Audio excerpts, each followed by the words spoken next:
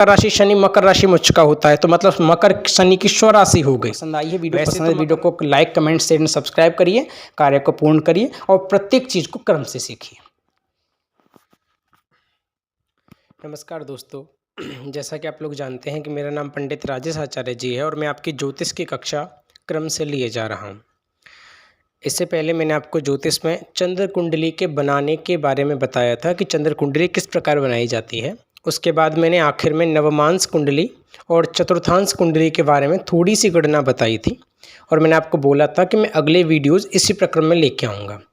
लेकिन थोड़ा विचार किया जाए तो आपको कुछ मुख्य चीज़ें रह गई हैं आपको बताना, जो हमारी कुंडली के विवेचन के अनुसार बनाई गई हैं।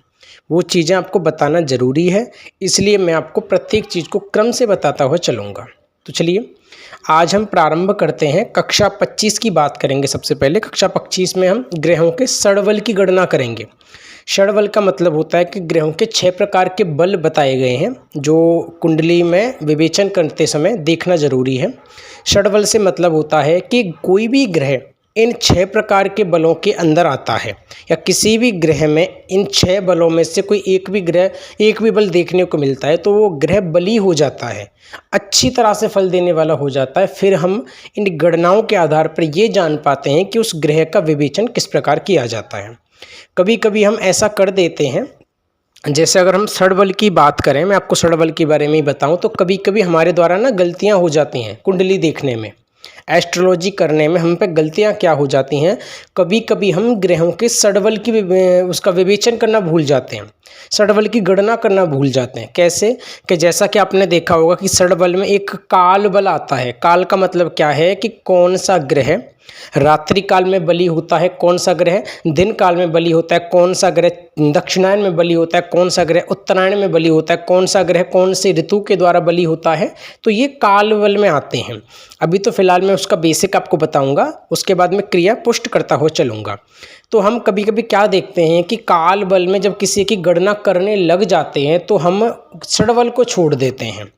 मतलब किसी ग्रह की गणना करने लग जाते हैं तो षडबल को छोड़ देते हैं। क्या बोलते हैं कि ये ग्रह शुभ है, इससे अच्छा फल मिलेगा और जाकर के ये काम करना शुरू कर दो, और उसको अपोजिट फल मिलना शुरू हो जाता है। कभी कभी वक्री फल मिलना शुरू हो जाता है, उसका काम ठप हो जाता है, बंद हो जाता है, उसको कोई काम उसका नहीं चल पाता। फिर वो आप एस्ट्रोलॉजर को झूठा समझता है कि एस्ट्रोलॉजी आती नहीं है। क्यों? क्योंकि हम षडबल को देखना भूल जाते हैं। षडबल एक मुख्य बल है। जैसे आपने पता है, आपको मैं एक छोटी सी बात बता रहा हूँ कि किसी बलवान मनुष्य के सामने किसी निर्बल मनुष्य को लाया जाए, दोनों का युद्ध कराओगे तो क्या मन में इस प्रकार का विचार रखोगे कि कोई भी जीत सकता है? इस प्रकार का विचार रखो कि कोई भी जीत सकता है। अगर आपके मन में ये आएगा कि निर्बल ही जीतेगा तो ये तो गलती होगी। कभी कभी ऐसा भी हो सकता है कि निर्बल भी जीत जाता है, बलवान भी रह जाता है। तो हम इस चीज़ को डिसाइड कैसे कर पाएंगे? जब हम उनकी कुश्ती देखेंगे, उनकी क्रिया को देखेंगे, उनकी गतियों को देखेंगे, तब जाके हम डिसाइड कर पाएंगे। तो यही एस्ट्रोलॉजी में देखा जाता है कि कौन सा घर जो ग्रह होता है वो बली है, कौन सा मार्गी है, किस प्रकार की अवस्था में बैठा है। तो वही प्रक्रम आज की वीडियो में सिखाएंगे। ये सिखाना जरूरी था, उसके बाद हम जो भी क्रिया आती रहेंगी वो मैं क्रम से आपके लिए लाता रहूँगा। तो कक्षा 25 की बात करते हैं, जिसमें मैंने आपको ग्रहों के षडबल की गणना करेंगे। ज्योतिष का बादशाह बनाने का प्रक्रम मैंने आपको बताया है कि मैं आपको पूर्ण भाव से ज्योतिष सिखाऊंगा और ज्योतिष का बादशाह बना दूंगा। ये मुझ पर भरोसा रखिए, आप मेरे साथ बने रहिए। मैं आपका ज्योतिष गुरु पंडित राजेश आचार्य जी आपको प्रत्येक चीज़ सिखाऊंगा। तो चलिए कॉपी और पेन निकाल करके बैठ जाइए और क्रम से चीज़ों को समझिए। चलिए प्रारंभ करते हैं षडबल के बारे में। श्री गणेशाय नमः बोल करके गणपति भगवान के नाम का उच्चारण करके आज की वीडियो प्रारंभ करेंगे। और कोई कठिनाई नहीं है चीज़ों को समझने में, बारीकी से और क्रम से समझाया जाएगा। किसी प्रकार की परेशानी नहीं है जब तक मैं आपको सिखा रहा हूँ। अरे उंगलियों पर ज्योतिष अंकित करने लग जाओगे, उंगलियों पर। देखते चलिए क्या क्या होने वाला है आपके जीवन में। चलिए हेडिंग डाल लीजिए। सबसे पहले हेडिंग क्या डालेंगे?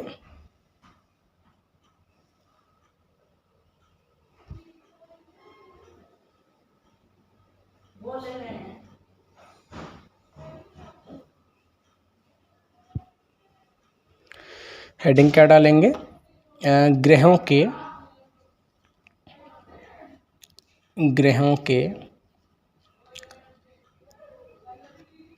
षडबल की गणना। हेडिंग डाल लीजिए, ग्रहों के षडबल की गणना। 6 प्रकार के बलों की गणना करेंगे। ग्रहों के 6 प्रकार के बल कौन कौन से होते हैं? सबसे पहले होता है हमारा, हेडिंग डालिए और नंबर डालिए सबसे। अब ये नंबर क्रम से आपको डालने हैं। 6 प्रकार के बलों का सार है, 6 प्रकार के बलों की पुष्टता की जाती है। सबसे पहला होता है आपका स्थान बल, डालिए स्थान बल। दूसरे नंबर का होता है जिसको कहते हैं दिग्बल, बोल लो दिग्बल, या कह लो आप दिशा बल। दिशा बल के नाम से जल्दी याद हो जाएगा, तो दिशा बल डाल लेना, दिशा बल।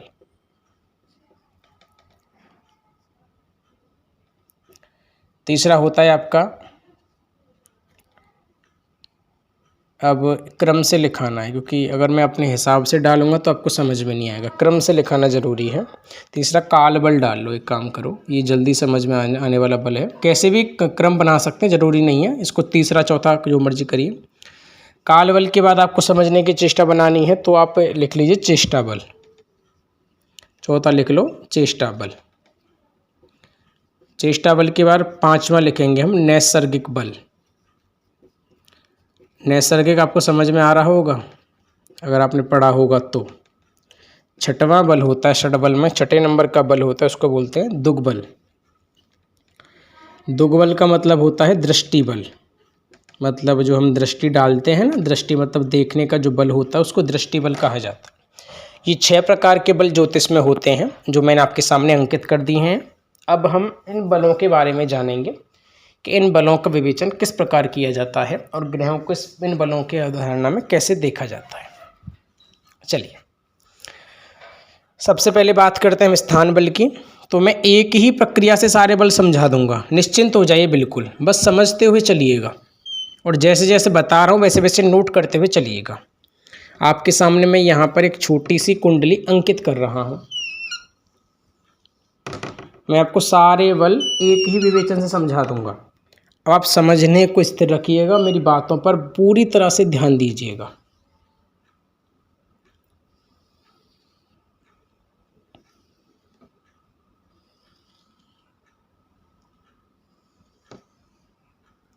चलिए, तो सबसे पहले क्या समझाना था, ये हमारी क्या है, लग्न कुंडली। आपको पता है ये हमारी लग्न कुंडली है,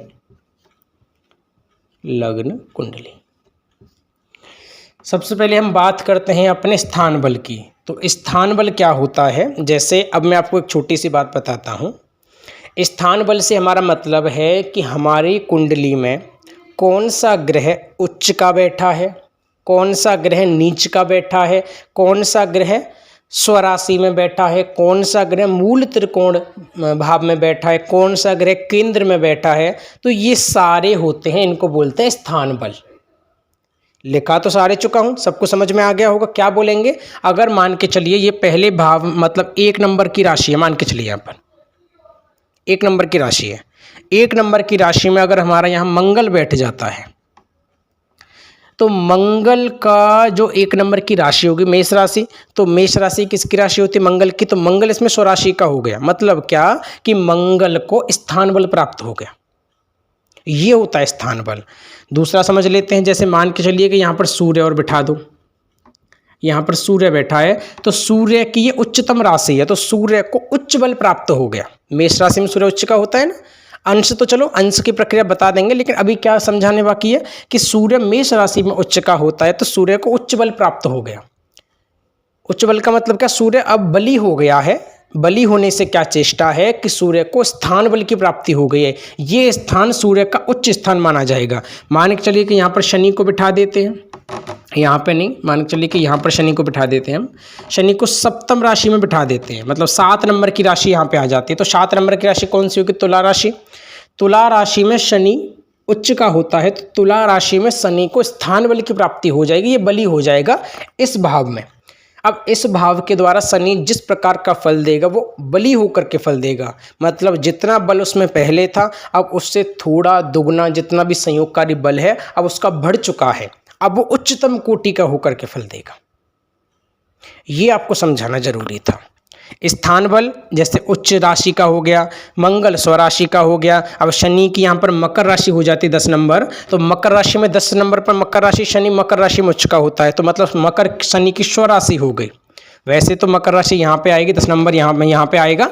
अब मैं आपको बता रहा हूँ वो, जैसे अब हम इसको मान के चलिए कि यहाँ पर अगर हम 5 6 7 8 9 10 10 9 8 7 6 5 4, यहाँ पे हम 4 कर देते हैं, यहाँ पर 10 कर देते हैं, तो 10 नंबर शनि की मकर राशि होगी। तो मकर राशि में शनि स्वग्राही होता है, मतलब खुद की राशि स्वराशि है।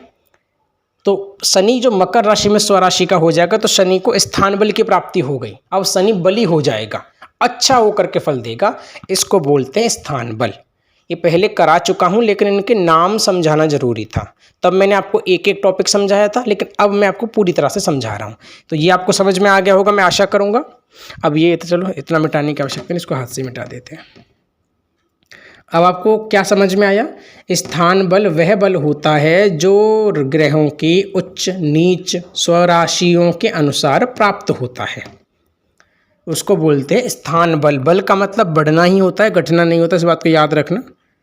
इस स्वराशियों के अनुसार उच्च राशि नहीं है, और जो हमारी उच्चतम राशि है मूल त्रिकोण राशि हो गई, जो सूर्य की मूल त्रिकोण सिंह राशि है, वो भी अगर सिंह राशि का सूर्य हो जाएगा तो स्वराशि से ज़्यादा उच्च राशि से थोड़ा कम होकर के फल देगा, ये मैं आपको बता चुका हूँ। तो स्वराशि का सूर्य और मूल त्रिकोण राशि का सूर्य स्थान बल की प्राप्ति कर लेगा, इसको बोलते हैं स्थान बल। आशा करूँगा समझ में आ गया होगा। आगे की बात करते हैं। स्थान बल के बाद बात आती है दिग्बल की। किसकी बात आती है? दिग्बल। कि दिग्बल क्या होता है? दिग्बल का मतलब दिशा का बल। कुछ ग्रह हमारे ऐसे होते हैं जो दिशाओं में जाके बली होते हैं।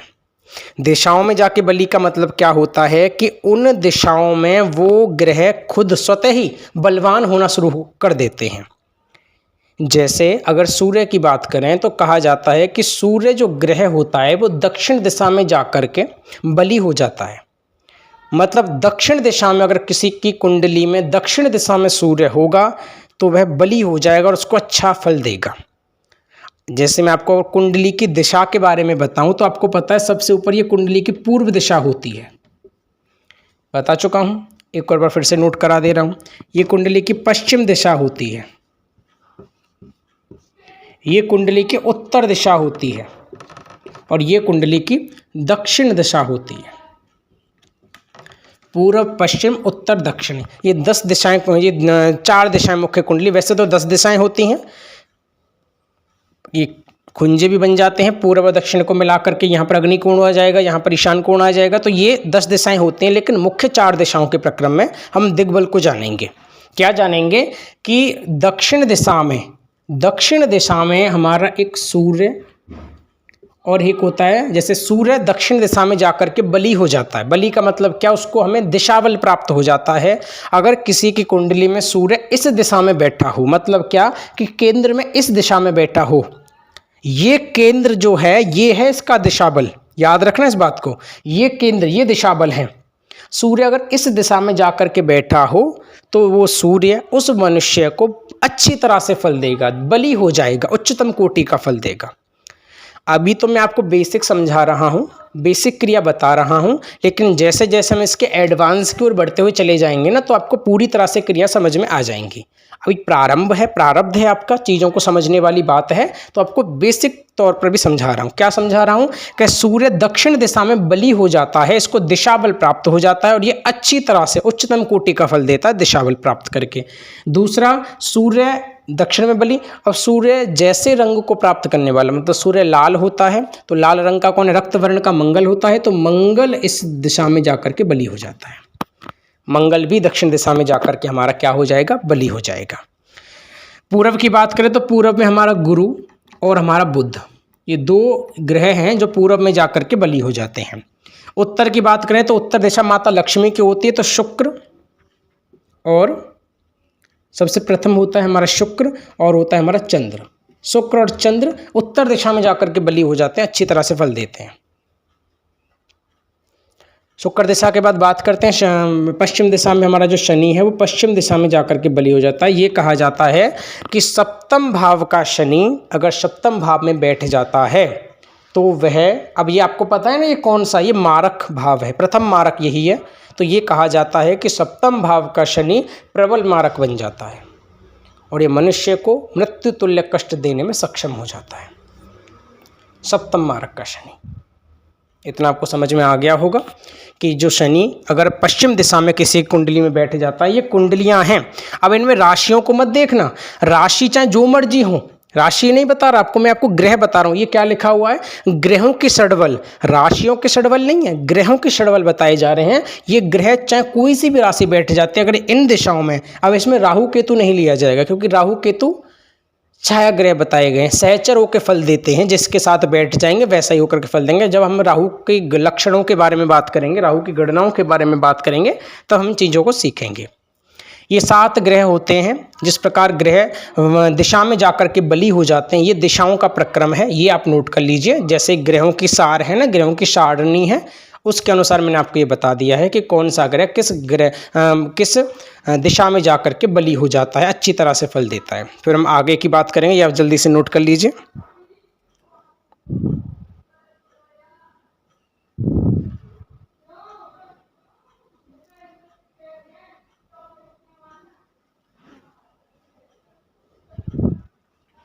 चलिए, अब आप थोड़ा ये समझने की कोशिश किया करिए। जब तक समझोगे नहीं ना, तब तो कोई चीज़ आपकी पूर्ण नहीं हो पाएगी।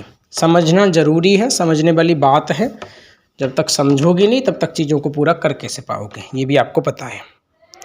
अब बात करते हैं हम तीसरे बल की, इसका नाम है काल बल। अब काल बल किसे कहते हैं वो समझाने की प्रक्रिया है कि जैसे काल के नाम से जानिए, काल का मतलब क्या होता है। जैसे हमारा रात्रि काल, हमारा दिन काल, हमारा जैसे अब दक्षिणायन चल रहा है तो दक्ष काल का मतलब समय मानो आप। काल से क्या, जैसे आप टेंस को इंग्लिश में क्या बोलते हैं, काल, और काल का मतलब समय, समय की गणना को काल चक्र कहा जाता है। वो काल चक्र ग्रहों के अनुसार देखे जाते हैं। जैसे क्या कि दक्षिणायन के समय कौन सा ग्रह ज़्यादा अच्छा होकर के फल देता है, उत्तरायण के समय कौन सा ग्रह ज़्यादा अच्छा होकर के फल देता है, रात्रि काल में कौन सा ग्रह ज़्यादा अच्छा फल देता है, दिन काल में कौन सा ग्रह ज़्यादा अच्छा होकर के फल देता है। ऋतु, जो हमारी ऋतु 6 प्रकार की ऋतुएं बताई गई हैं, तो बसंत ऋतु में कौन सा अच्छा फल देगा, ग्रीष्म ऋतु में कौन सा, शीत ऋतु में कौन सा, और इत्यादि जो ऋतुएं होती हैं उनमें कौन सा ग्रह अच्छा होकर के फल देगा। मासों के अनुसार चैत्र मास में कौन सा होगा, वैशाख मास में कौन सा होगा, फागुन मास में कौन सा होगा, ये एक एक प्रक्रिया मासों के अनुसार भी बताई गई है। अभी जब हम काल की मुख्य गणना पर आएंगे, एडवांस जो काल का सीखेंगे, तब हम इन सब चीज़ों के बारे में जानेंगे। अभी फिलहाल आप ये जानो कि रात्रि काल, क्या जानोगे कि रात्रि काल और दिन काल में कौन कौन से ग्रह बली हो जाते हैं। अभी आपकी ये बेसिक है ना, तो आपको ये चीज़ समझना जरूरी है। फिर हम जब मुख्य गणनाओं पे आएंगे ना, तब वो चीज़ें आपको बताएंगे। रात्रि काल और दिन काल में कौन कौन से ग्रह ज़्यादा बली हो जाते हैं, ये अभी आपके समझने की बात है। सबसे पहले रात्रि काल की बात करें तो चंद्रमा जो होता है रात्रि का मालिक होता है, मंगल और हमारा शनि, मंगल और हमारा शनि जो होता है ये रात्रि काल में बली हो जाते हैं, अच्छे होकर के फल देते हैं। अगर किसी प्राणी का जन्म रात्रि काल में हुआ है, अगर ये ग्रह उसकी कुंडली में कहीं बैठे हैं, तो ये स्वतः ही बली हो जाते हैं, अपने आप ही उच्चतम कोटि का फल देते हैं। दिन काल की बात करें तो सूर्य, चंद्र, नहीं चंद्र तो हो गया, सूर्य, गुरु और शुक्र। सूर्य, गुरु और शुक्र ये तीनों क्या होते हैं, ये दिन काल में बली होते हैं। सूर्य दिन का मालिक कहा गया है ना, तो दिन काल में बली हो जाते हैं। दिन में किसी का जन्म हुआ है तो अच्छी तरह उच्चतम कोटि का होकर के ये फल देते हैं। तो अब हम एक मुख्य बात करते हैं किसकी, बुध की। तो जो बुध ग्रह होता है वो दोनों कालों में बली बताया गया है, ये बात आप समझिएगा। अगर बुध ग्रह अगर किसी कुंडली में बैठा है, चाहे उसका जन्म रात्रि काल में हो जाए, चाहे दिन काल में दृष्टियां पड़ जाए, चाहे रात्रि काल में उसका जन्म हो जाए, बुध उसका स्वतः ही बली हो जाएगा। ये प्रक्रिया काल बल की बताई गई है, ये गणना काल बल की बताई गई है। ये गणना आप नोट कर लीजिए, फिर हम आगे की बात करते हैं। गर्मी काफ़ी हो रही है दोस्तों, चलिए जल्दी से नोट कर लो।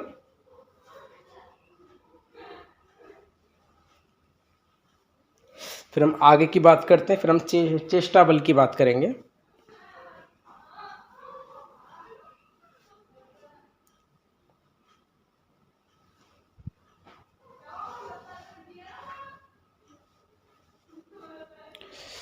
चलो नोट कर लो जल्दी से, और नहीं किया तो वीडियो को रोक करके शांति से नोट कर लेना, उसके बाद हम आगे की चर्चा करेंगे।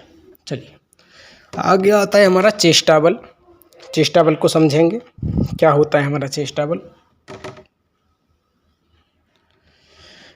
चेष्टा बल से जानो, चेष्टा का मतलब क्या होता है कि किसी चीज़ की चेष्टा की जाए।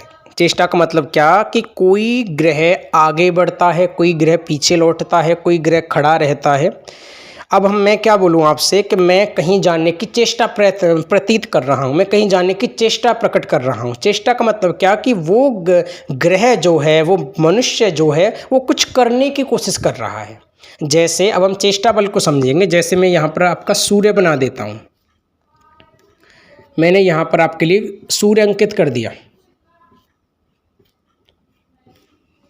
ये सूर्य मैंने यहाँ पर अंकित कर दिया। अब सूर्य के चारों ओर ग्रह चक्कर लगाते हैं, इतना आपको पता है। सूर्य के चारों ओर जो ग्रह होते हैं वो चक्कर लगाते हैं। जैसे मान के चलिए कि सबसे नज़दीक बुध, मानिए कि बुध यहाँ पर है। मैं आपको चेष्टा बल समझा दूँ क्या होता है। अब जब किसी मनुष्य का जन्म हुआ, जब कोई मनुष्य जन्मेगा, तो जन्म के पश्चात जो बुध ग्रह है उसका जो दृष्टि में पड़ेगा, मतलब क्या कि जन्म के समय पर या उसके कुंडली के भाव में जो बुध ग्रह है, वो बुध ग्रह सूर्य का सीधा चक्कर लगा रहा है कि सूर्य का उल्टा चक्कर लगा रहा है। ये दृष्टियां बताई गई हैं। अगर सीधा चक्कर लगाएगा तो उसको मार्गी कहेंगे। क्या कहेंगे? मार्गी ग्रह। उल्टा चक्कर लगाएगा तो उसको वक्री ग्रह कहेंगे। अगर सीधे चक्कर को लगा रहा है तो मार्गी सुगमता का ग्रह होता है, अगर उल्टा चक्कर लगा रहा है तो वक्री ग्रह कहे जाते हैं। वैसे 3 प्रकार के होते हैं, वो मैं आपको धीरे धीरे करके समझाऊंगा कि मार्गी क्या होता है, वक्री क्या होता है, अस्त क्या होता है, ये सब चीज़ें आपको क्रम से बताऊंगा। अभी आप क्या समझिए कि चेष्टा बल में क्या देखा जाता है कि कौन सा ग्रह मार्गी हो रहा है, कौन सा ग्रह वक्री हो रहा है, ये चेष्टा बल होते हैं। चेष्टा बल से मतलब क्या होता है कि 3 गुना ज़्यादा फल देते हैं।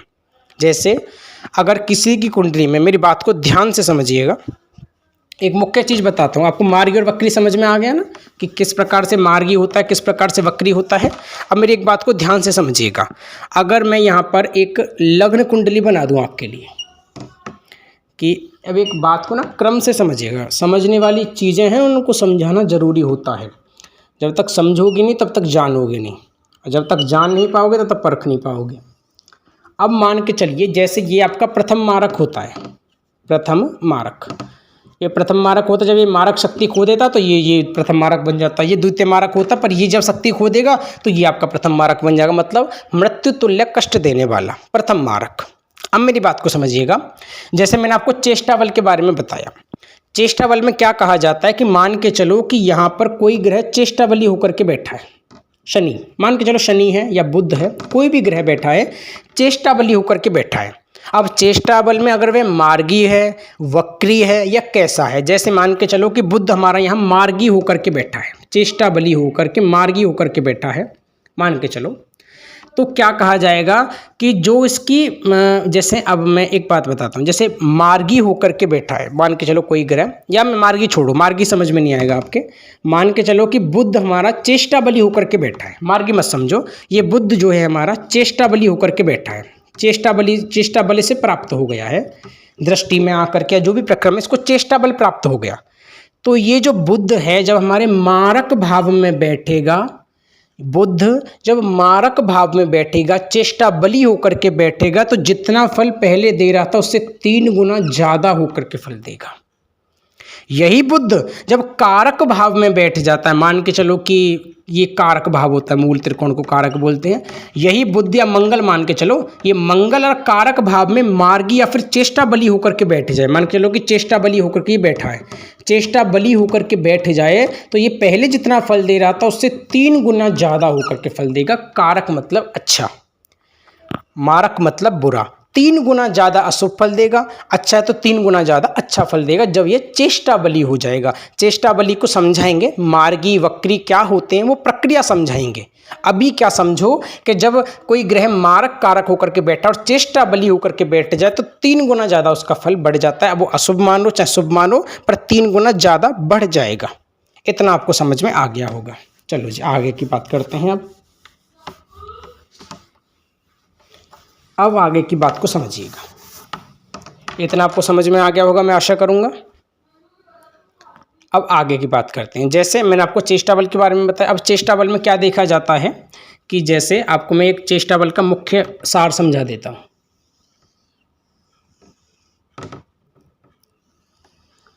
कि मान के चलिए ये आपके सामने मैंने एक लग्न कुंडली अंकित कर दी।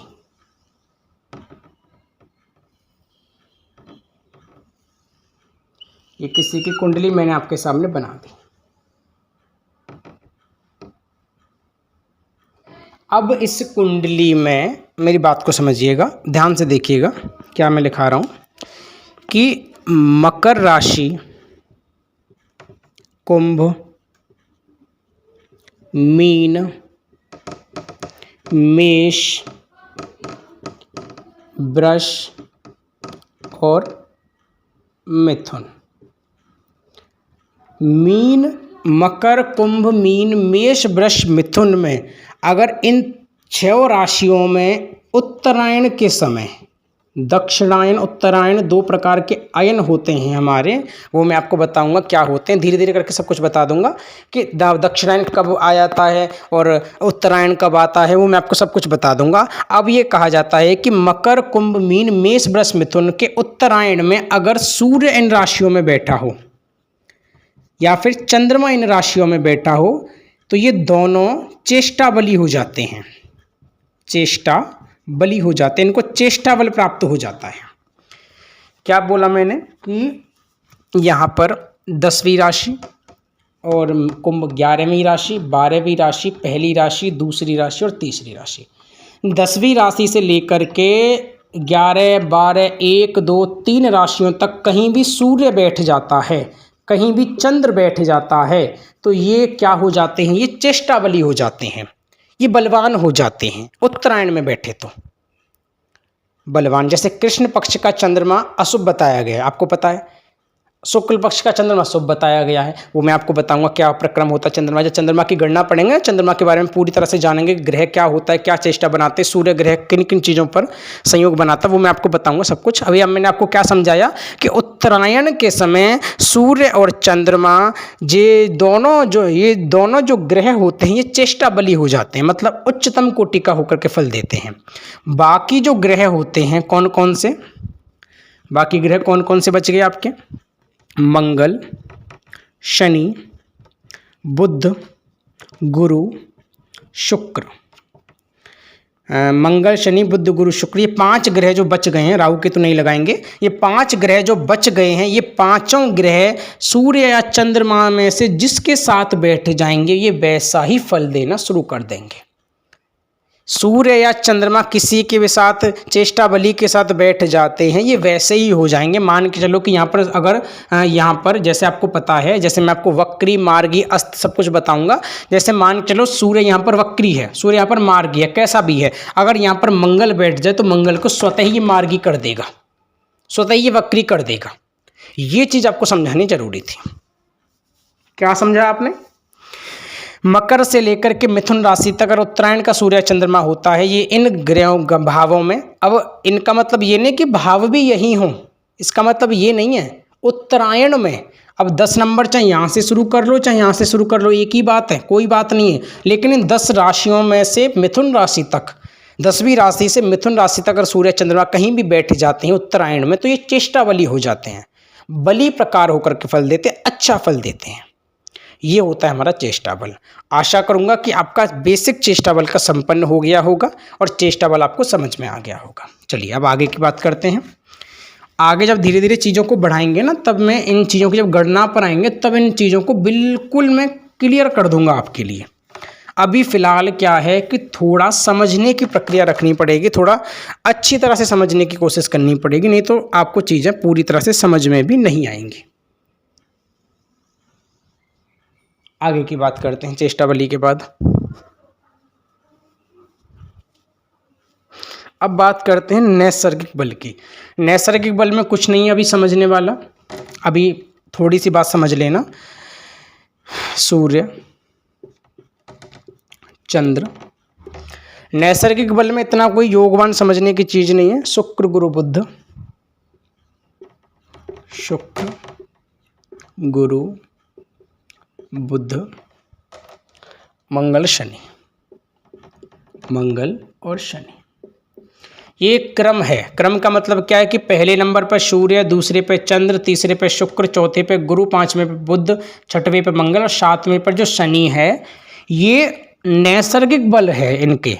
सूर्य जो होता है वो अधिक बलवान होता है, चंद्रमा उससे थोड़ा बलवान, सूर्य उससे थोड़ा, गुरु उससे थोड़ा, बुध उससे थोड़ा, मंगल उससे थोड़ा और शनि उससे थोड़ा। ये नैसर्गिक बल होते हैं। नैसर्गिक बल का मतलब क्या होता है कि ये क्रमशः होकर के उत्तर क्रम से होकर के ऐसे बली माने जाते हैं। नैसर्गिक बल में पाप ग्रह भी देखे जाते हैं कि पाप ग्रह कौन से होते हैं, पुण्यकारी ग्रह कौन से होते हैं। मैं आपको वो लिखा चुका हूँ वैसे तो, बाकी आगे जब गणना और ज़्यादा क्रम से सीखेंगे ना, एडवांस योग की गणना, वो भी मैं आपको उस प्रक्रिया में मैं भी बता दूंगा, टेंशन मत लीजिए। अभी आप क्या जानिए कि नैसर्गिक बल के चक्र में ये ऐसे क्रम बताया गया है। ये बढ़ता क्रम है। यहाँ पर ऐसे कर लो, नहीं सॉरी, यहाँ पर ऐसे कर लो, ग्रेटर देन कर लो। ग्रेटर देन से आपको ये समझ में आ जाएगा कि कौन सा ग्रह ज़्यादा बलवान है, कौन सा ग्रह कम बलवान है। शनि जो होता है उसको कम बलवान कहा गया नैसर्गिक बल के आधार पर, लेकिन शनि, वही शनि आपको पता है कितना बलवान होता है सप्तम में बैठ जाए, कितना बलवान होता है जब खुद का बैठ जाए, कितना बलवान होता है उच्च का बैठ जाए। 7.5 भी शनि की लगती है, दैया भी शनि की लगती है, रंग भी शनि बना देता है राजा से। विक्रमादित्य की कहानी अगर आपने सुनी हो, ये शनि का ही प्रताप होता है, जिसने पूरी लंका जलवा दी, ये शनि ही होता है हमारा। अभी तो नैसर्गिक बल के आधार पर ये ऐसे बली प्रक्रम बताया गया है कि कौन सा सबसे ज़्यादा, उससे कम, उससे कम, उससे कम, उससे कम, उससे कम। ये 7 ग्रहों की प्रक्रिया नैसर्गिक बल पर ऐसे गिनी जाती है। ये आप नोट कर लीजिए। चलिए जल्दी से नोट कर लीजिए, जैसा कि मैंने आपको नोट करा दिया है। प्रत्येक चीज़ को क्रम से और बारीकी से सीखते हुए चलेंगे। जब तक समझोगे नहीं तब तक जान नहीं पाओगे चीज़ों को, और यही क्रम सीखने वाला है, यही क्रम बताने वाला है, जैसा कि मैंने आपको लिखा दिया है। अब हम दृष्टि बल की बात करेंगे। दृष्टि बल की क्या बात करेंगे वो मेरी बात को समझिएगा। अब दृष्टि बल में कुछ नहीं है ऐसा। दिग्बल या दृष्टि बल क्या होता है आपको पता है। जैसा कि मैं यहाँ पर एक कुंडली का चार्ट आपके लिए अंकित कर दूँ, जैसे कोई चार्ट मैं यहाँ पर आपके लिए बना दूँ। आपको सब कुछ पता है कि जो दृष्टि बल होता है वो कौन कौन सा होता है। सप्तम दृष्टि, पंचम दृष्टि, नवम दृष्टि, दसम दृष्टि, त्रयोदश दृष्टि, चतुर्दश दृष्टि, सब कुछ पता है आपको। दृष्टि बल समझाने की आवश्यकता नहीं। जैसे मंगल है, यहाँ पर अगर मंगल बैठे तो यहाँ पर सप्तम दृष्टि डालेगा, एक पाद दृष्टि डालेगा, द्विपाद दृष्टि डालेगा। हालांकि ये कहा जाता है कि दृष्टि बल में एक पाद द्विपाद का काम नहीं होता, इसमें पूर्ण दृष्टि का काम होता है। जैसे मंगल का पूर्ण दृष्टि होती है चतुर्थ, 4 होती है मंगल की पूर्ण दृष्टि, 4 और 8 होती है। पूर्ण भाव से दृष्टि डालेगा तो जो दृष्टि बल में क्या देखा जाता है कि जो पूर्ण दृष्टियां होती हैं वो इसमें गिनी जाती हैं। अगर मंगल 7वें भाव में पूर्ण दृष्टि डालता है, 4थे भाव में पूर्ण दृष्टि डालता है, 10वें या फिर 8वें भाव में पूर्ण, जब भी प्रक्रिया होती है उसमें पूर्ण दृष्टि डालता है, तो इस मंगल को दृष्टि बल प्राप्त हो जाएगा।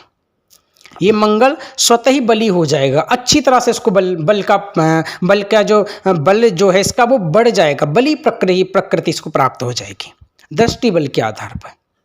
ये दृष्टि बल हम जब धीरे धीरे करके गणना की ओर बढ़ेंगे तब मैं हमको समझाएंगे, टेंशन मत लीजिए। अभी क्या समझोगे कि बल में आपको पढ़ा चुका हूँ, सॉरी दृष्टियाँ मैं आपको पढ़ा चुका हूँ, एक पाद द्विपाद, लेकिन दृष्टि के बल में एक पाद द्विपाद नहीं देखी जाती, लेकिन इनका प्रभाव तो होता है।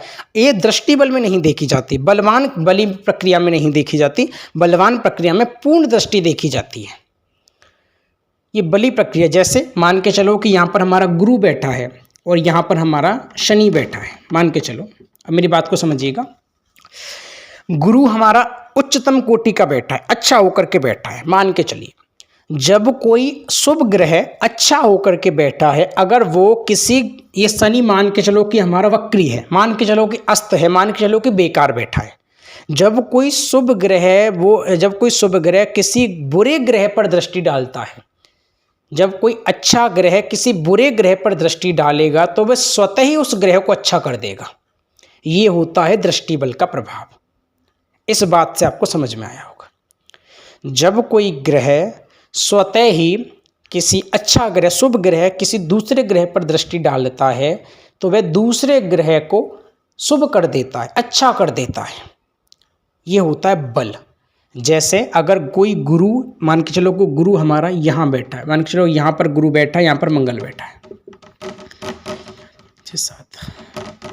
जैसे मान के चलो कि सप्तमी मान लो, चलो गुरु मंगल यहाँ बैठा है, तो गुरु अगर हमारा अच्छा बैठा है तो मंगल को ऑटोमेटिकली उसका बल प्राप्त हो जाएगा, क्योंकि शुभ ग्रह जब अशुभ ग्रह पर दृष्टि डालता है तो उसको शुभ बना देता है वो।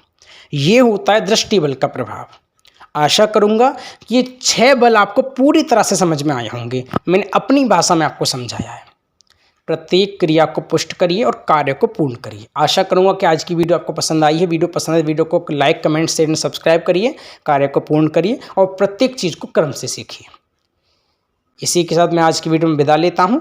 फिर मुलाकात होगी अगली वीडियो में। अगली वीडियो में हो सकेगा तो हम नवमांश कुंडली के बारे में जानेंगे, नहीं तो मुझे जो प्रक्रम में सही लगेगा वही मैं आपको सिखाऊंगा। तो कार्य को पूर्ण करिए, वीडियो को लाइक, कमेंट, शेयर, सब्सक्राइब करिए और चीज़ों को पूर्ण करिए। धन्यवाद।